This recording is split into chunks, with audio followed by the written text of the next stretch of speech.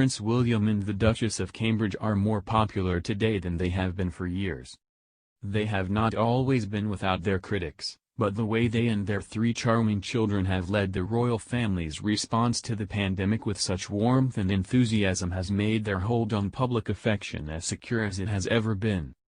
The pictures of George, Charlotte and Louis clapping for the NHS with their parents outside the front door of their Norfolk home will surely remain one of the most engaging memories of the crisis.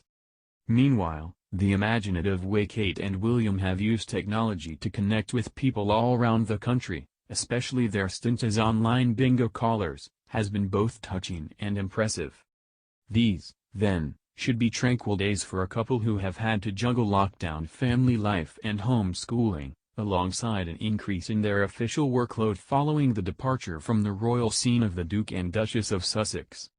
But suddenly they are the uneasy focus of a snobbish profile in society magazine Tatler, which touches not only on the sensitive issue of the alleged rift between Kate and sister-in-law Meghan, but also raises some frankly impertinent questions about the Duchess's apparent thinness and her Middleton family background.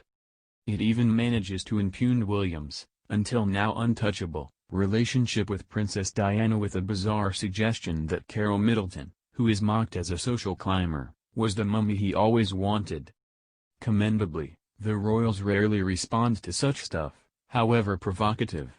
There are good reasons for that, not least because if they do it once, they find they have to do it again and again, a lesson William will have learned from Diana, who is constantly firefighting stories about herself. But yesterday, Kensington Palace took the highly unusual step of publicly and formally distancing itself from claims in the article. In a statement, it said, "This story contains a swathe of inaccuracies and false misrepresentations which were not put to Kensington Palace prior to publication." Such a strong denunciation was partly to prevent some of the more fanciful allegations being repeated, but it also underlined the palace's dismay at what it views as an unfair examination of the couple's life and their motives. So what was it about the article that has upset them so much? Many will doubtless pivot towards Tightskate as the reason for the clash between Meghan and Kate. This relates to outfits bridesmaids were to wear at Meghan and Harry's wedding 2 years ago. The magazine profile, entitled Catherine the Great, quotes an unnamed friend of the Cambridges who claimed Kate wanted to follow protocol with the bridesmaids, who included Princess Charlotte, then aged 3, wearing tights. There was an incident at the wedding rehearsal, the source said. It was a hot day and apparently there was a row over whether the bridesmaids should wear tights or not. Kate, following protocol, felt that they should. Meghan didn't want them to. Photographs from the ceremony at St. George's Chapel, Windsor, suggest Meghan won the argument, because they appear to show the 6 bridesmaids with bare legs. It is worth noting that pictures from Prince William and Kate's wedding in 2011 show her bridesmaids wearing tights. Such petty domestic disputes disrupt many a wedding of course. And as for tights, well that is the royal way.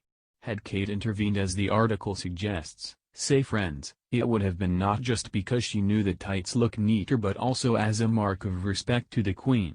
Certainly there have been previous reports of disagreements between the two duchesses over wedding day outfits, with one claim that Kate, who had not long given birth to Prince Louis, had been reduced to tears after an encounter with Meghan. Middleton family friends have always denied the tears story but have also acknowledged that the relationship between the two women has not been easy.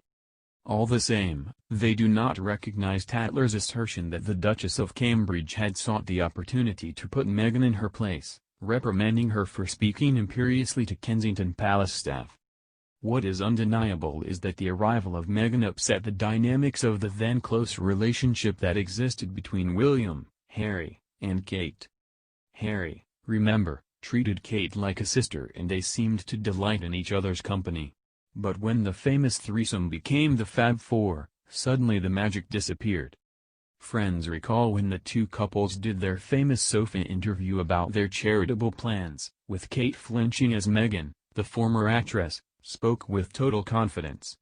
Many believe this was the moment when a Freudian descended between the two women, one determined to do things her way, regardless of the rulebook, the other finding her offer to help and be a guide firmly rejected.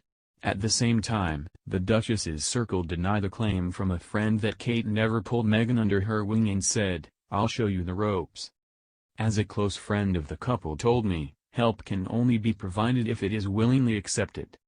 It should also be pointed out that the couple do not accept, as Tatler claims, that Harry and Meghan's abrupt departure has prevented them from being hands-on parents and has effectively thrown their 3 children under a bus. A Middleton friend says, "The fact is the lockdown means they are spending more time with the children than they ever had."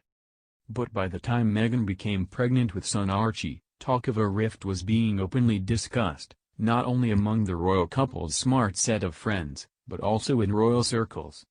What was being said was that William had earlier questioned the haste with which his younger brother wanted to marry Meghan. William, of course, dated Kate for 8 years before giving her an engagement ring.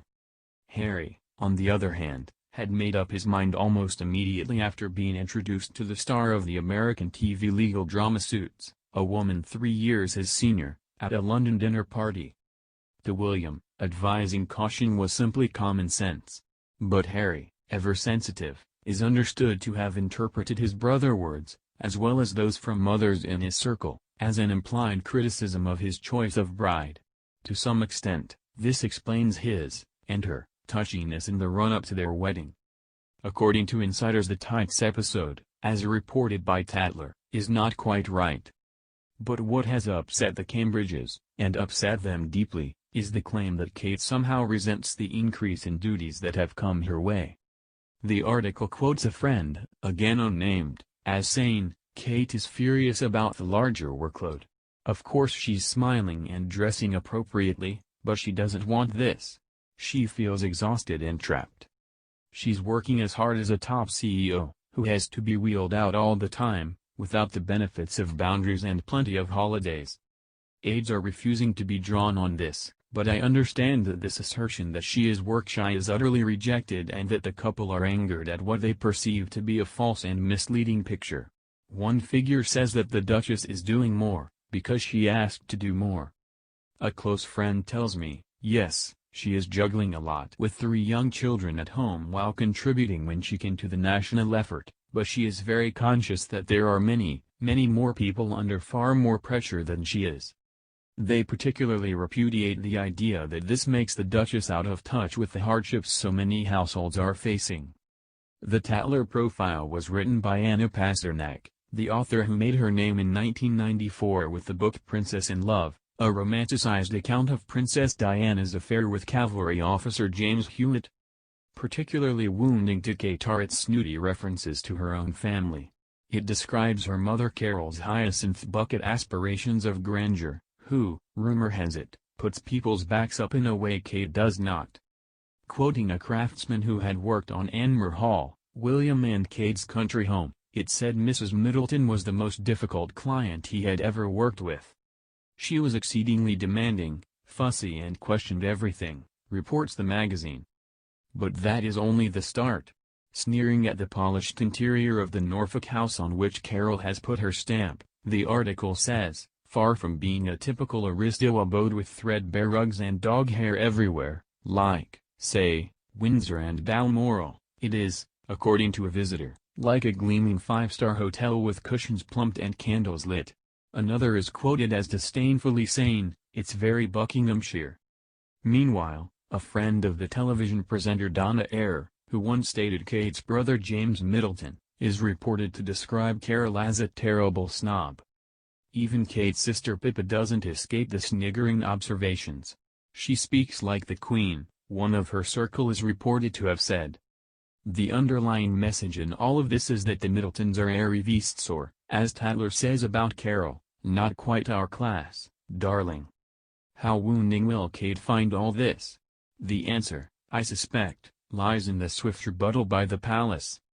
Tatler is read by the Duchess's friends and lies around in the drawing rooms of the country houses she and William visit.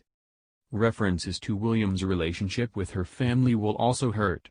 A country grandee is quoted as saying, "I've heard that Prince William is obsessed with Carol.